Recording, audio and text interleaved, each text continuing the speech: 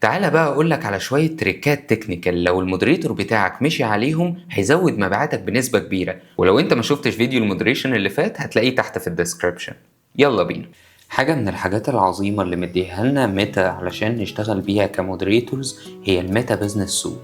بس للأسف معظم المودريتورز بيعتمدوا ان هم يردوا من خلال الموبايل، بس حاجة من الحاجات اللي ما نعرفهاش ان ميتا بزنس سوت من خلال اللابتوب او من خلال اي تابلت في اوبشنز كتير جدا مش موجودة في الابليكيشن.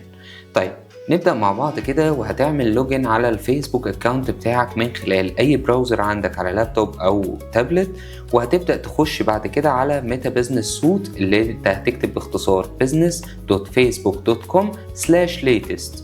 هيدخلك على الميتا بزنس سوت اللي من خلاله تقدر تشوف كل الصفحات اللي عندك. طبعا في اوبشنز كتير، بس احنا النهارده هنتكلم على المين اوبشنز بتاعة المودريتور.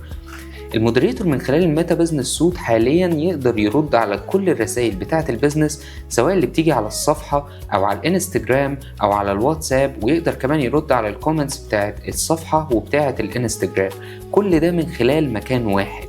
طيب احنا اتفقنا المرة اللي فاتت ان المودريتور المفروض ان هو يبقى بيرد على كل عميل اكن هو العميل الوحيد اللي قدامه. اتفقنا على شوية تريكات كده، تعالوا نشوف الميتا بزنس سوت هيساعدنا فيها ازاي.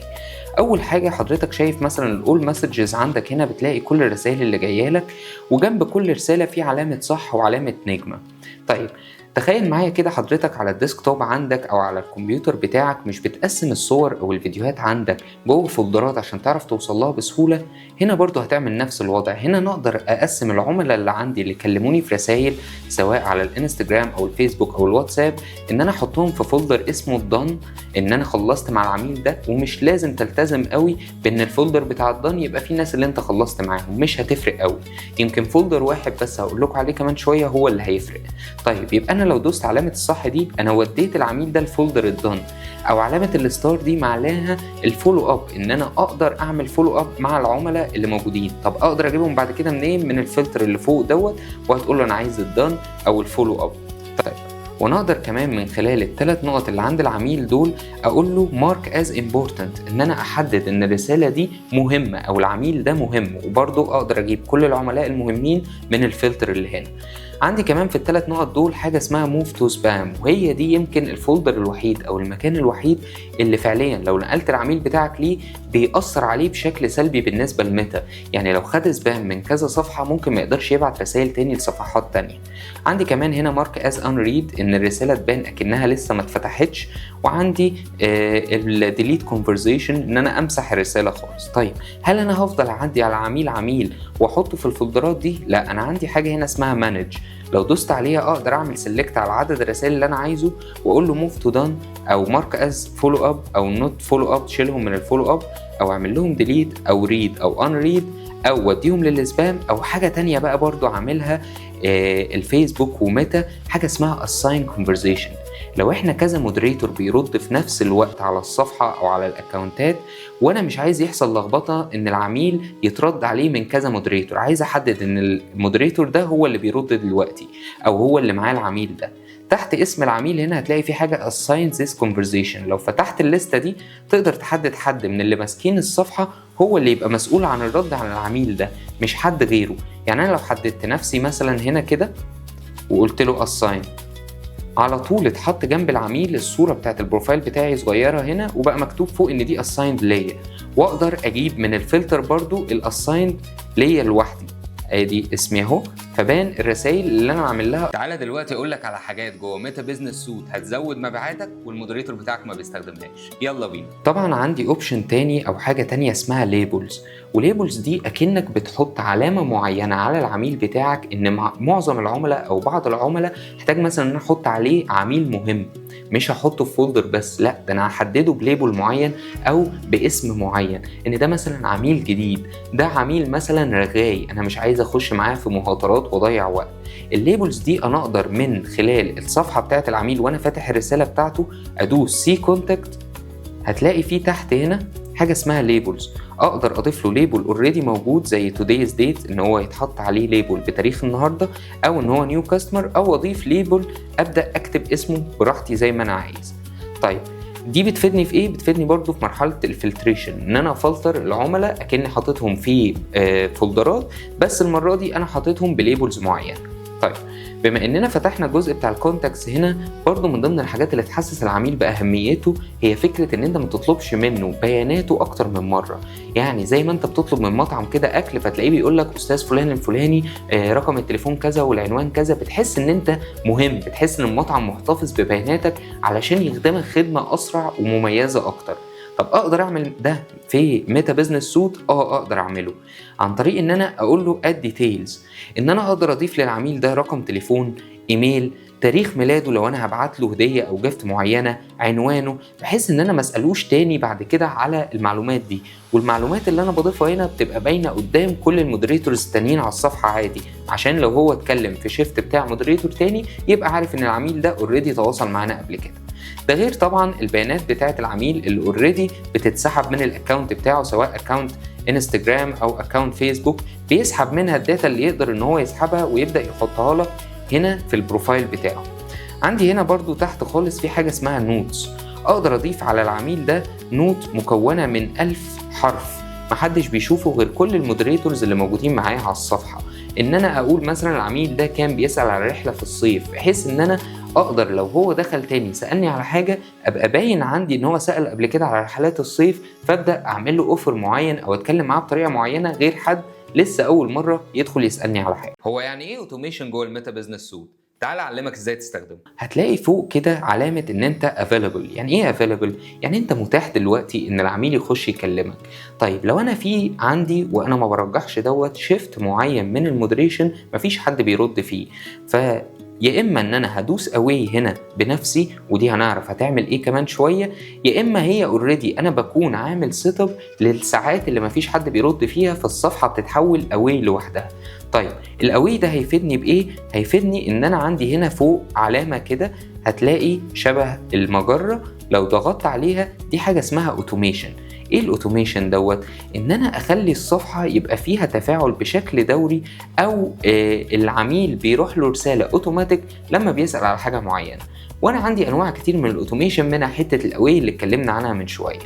مش كل الاوتوميشنز هتفيد كل البيزنس او كل انواع العملاء اللي عندي، بس خليك فاهم ان الاوتوميشن برضو بيساعدك، مش هو اللي هيقوم بالدور كامل. يعني مش هو اللي هيرد على العميل وياخد ويدي معاه، هو مجرد بيديله رد سريع عشان العميل يحس بالاهتمام لحد ما المودريتور يخش بنفسه ويبدا يكمل معاه كلام. لو دوست كرييت اوتوميشن من فوق هنا هتلاقي انواع كتير من الاوتوميشنز اللي انا ممكن احددها، زي مثلا حاجه اسمها انستنت ريبلاي. لو دوست عليها وقلت له كرييت اوتوميشن او اديت اوتوميشن لو انا مفعلها بالفعل، ببدا ان انا افتح الزرار اللي فوق ده واقول له شغلها على الماسنجر او الانستجرام او الواتساب او واحده منهم او الثلاثه براحتي، وابدا هنا احط له رساله معينه. الرساله دي بتبقى عباره عن ايه؟ الرساله دي بتبقى عباره عن حاجه اسمها انستنت ريبلاي، ان هو بمجرد ما العميل بتاعك يبعت رساله يتبعت له الرساله دي على طول، ان ازيك احنا متوفرين مثلا على الارقام الفلانيه وهنرد عليك في اسرع وقت. اقدر هنا اكتب نص الرساله براحتي، واقدر احط له فيها صوره، واقدر احط له فيها زرار لو مجرد ما ضغط عليه يقدر يتنقل للينك معين. مش بس كده، انا اقدر هنا ان انا اعمل حاجه تزود من فكره ان العميل ما يحسش ان في آلة اللي بترد عليه، زي مثلا ان انا اقول له هاي واكتب اسمه الاول، حاجه اسمها بيرسوناليزيشن هتلاقوها هنا. اكتب اسمه الاول، اسمه الاخير، الفول نيم بتاعه، احط له لينك البيج او احط له اسمها، الويب سايت، اللينك بتاع الواتساب، الفون نمبر، الايميل ادرس او الادرس. هتقول لي طب انا استخدم الحاجات دي من هنا ليه؟ ما انا ممكن اكتب له الفون نمبر او الادرس. اقول لك ان انت كده هترجع لكل الرسائل اللي كتبت فيها بايدك الفون نمبر لو انت غيرت رقم تليفونك.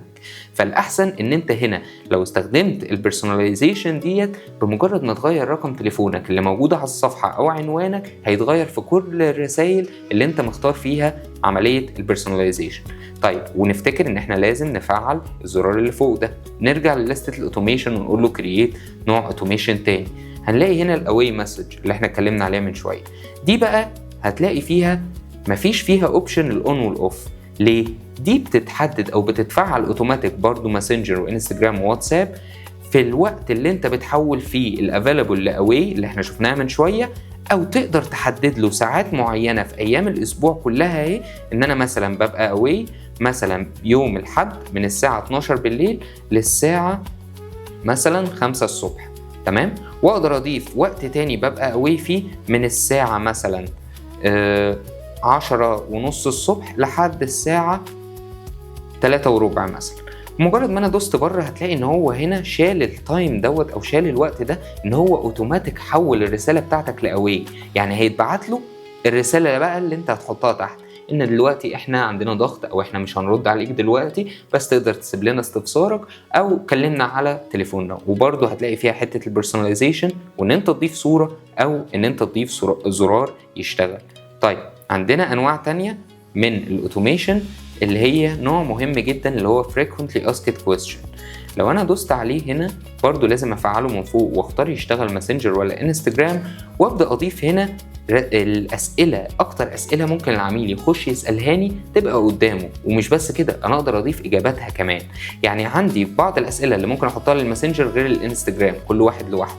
اقدر اضيف هنا مثلا اسم السؤال اللي انا عايزه، واقول له يرد عليه بايه لو هو اختاره، واحط له كمان صورة، واحط له بطن يدوس عليه، بحيث ان هو اول ما يخش عندك على الرسالة هيلاقي اسئلة لو ضغط على اي واحد فيها يقدر يرد بسهولة، او يبعت السؤال ده فيترد عليه بالرد اللي انت حطه على طول.